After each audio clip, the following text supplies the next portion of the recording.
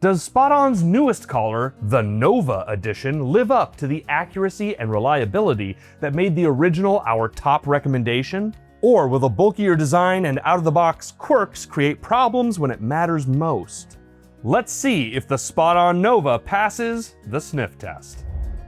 Now, SpotOn just released the Nova edition, their most advanced collar yet. It's built on the same true location technology that made the original a standout, but with some serious hardware and software upgrades. We're talking about a dual band, dual feed antenna that's over 5 times larger than competitors, 40% less drift, and up to 40 hours of battery life. These are things I just knew. I did not read them off the website. Plus, they've started adding features that were normally the standout features for their inferior competitors. Custom voice commands, enhanced activity monitoring, and better cell reception in remote areas. And we have a discount that it does help us if you click the link. Anyway, here's the thing. This collar is noticeably bulkier than the previous model, and out of the box we ran into some calibration quirks that I need to be honest about. So before we get to the sniff test, let's go back in time to my first reactions. Take it away, Ben from 2 weeks ago. All right, so I have the newest version of the SpotOn collar. As you can see, I've got the previous version right here. So we're gonna open this up and give them a little comparison.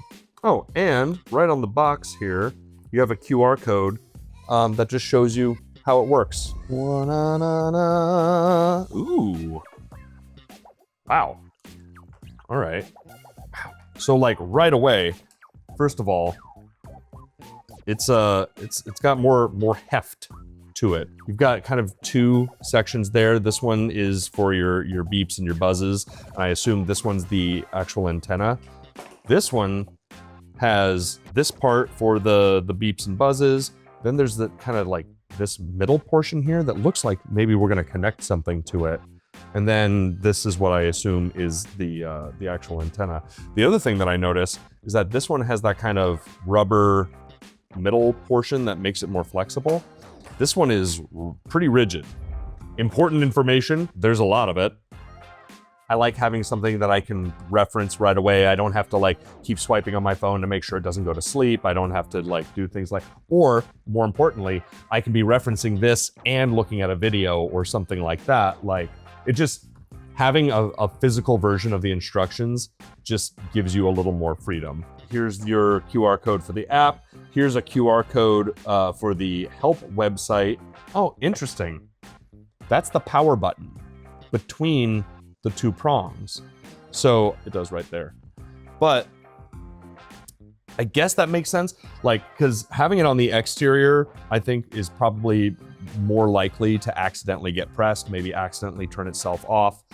This one at first would seem counterintuitive because it's like, well, isn't that gonna press against the dog's neck and maybe turn itself off? But not with the prongs there. The prongs would keep it away from that. So that's interesting. Here's that cool thing that is both a wrench to lock the prongs in, but it also is a tester to make sure that they're working properly. You would sit that down and then this light up here would turn on if they're actually getting power. Oh, that's the charging puck. Okay. Oh.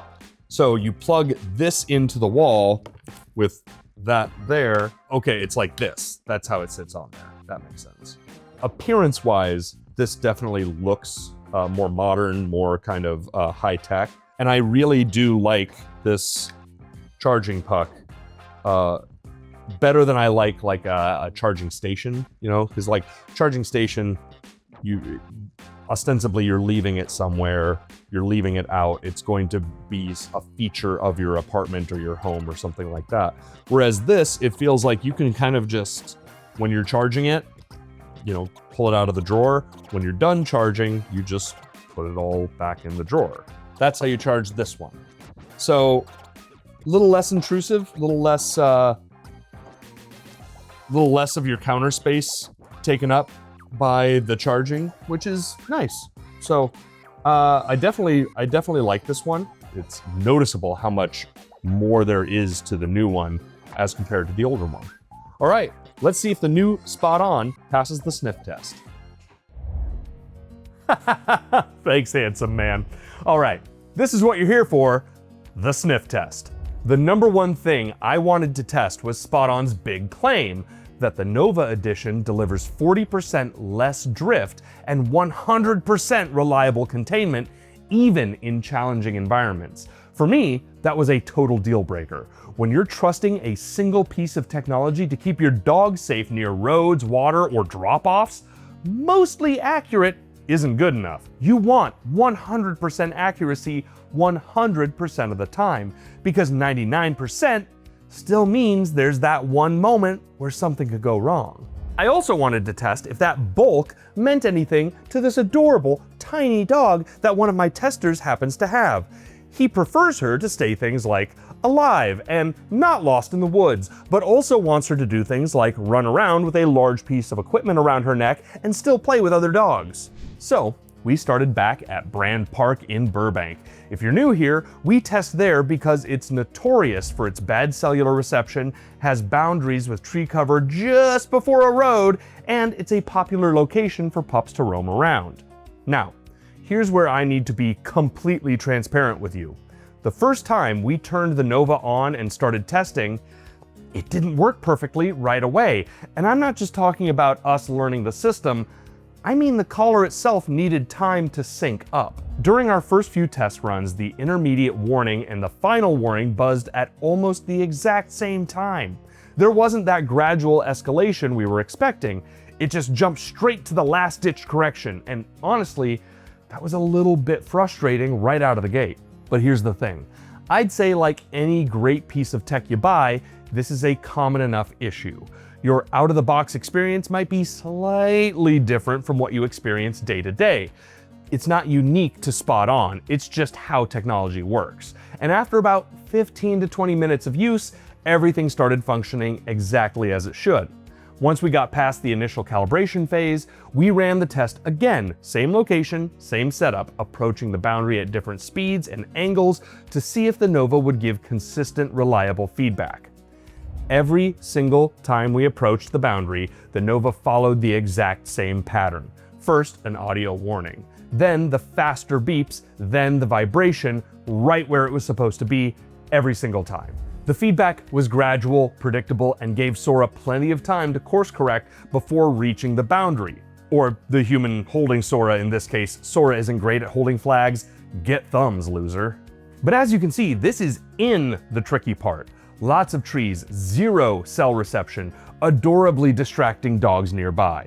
Then, after all that testing, Sora had the time of her life, running around safely and confidently because the boundary worked exactly where it needed to, even in one of the toughest GPS environments we could throw at it. And remember that concern I had about the collar being too bulky for smaller dogs?